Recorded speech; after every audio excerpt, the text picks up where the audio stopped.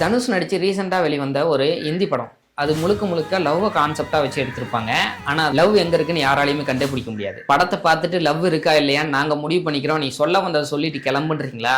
அந்த படத்தோட கிளைமேக்ஸ்ல தனுஷ் தன்னை சூசைட் பூமரா மாத்திட்டு, பூமர் இல்ல, எதிரிகளோட கப்பல் மேல மோதி தானும் செத்து போயிடுவாரு, அவங்களையும் அழிச்சிடுவாரு. இந்த சீனை டைரக்டர் ஒரு எறும்போட இன்ஸ்பிரேஷன்ல தான் பண்ணிருக்காருன்னு சொன்னா உங்களால நம்ப முடியுதா?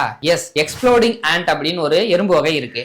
அந்த எறும்போட உடம்புல எல்லோ கலர் டாக்ஸிக் லிக்விட் இருக்கும். அந்த எறும்புக்கு பக்கத்துல பூச்சியோ புழுவோ ஏதாவது அதை அட்டாக் பண்ற இன்டென்ஷன்ல போனுச்சுன்னா இந்த எறும்பு தன்னோட உடம்ப வெடிக்க வச்சு அந்த லிக்விட ஸ்ப்ரெட் பண்ணிவிடும். அந்த லிக்விட் பட்ட அந்த பூச்சி புழுவும் பேரலைஸ் ஆயிட்டு எங்கேயும் அசைய முடியாம அங்கேயே இருந்துரும். எறும்புக்கு எப்பயுமே கூட்டமா தானே இருக்கும். ஒரு எறும்பு இப்படி பண்ண உடனே மத்த எறும்புகளாம் அலர்ட் ஆயிட்டு அந்த இடத்த காலி பண்ணிட்டு போயிடும். இப்படி தன்னோட உயிரையே கொடுத்து தன்னோட கூட்டத்தை காப்பாத்துற எறும்பு மாதிரி தலைவன் தனுஷ் செயல்பட்டு இருக்காரு. இந்த ஆண்ட பத்தி இப்பதான் நீங்க கேள்விப்படுறீங்கன்னா இந்த வீடியோவை 4 பேருக்கு ஷேர் பண்ணி விட்டுருங்க. அப்புறம் நாளைக்கு பார்க்கலாம்.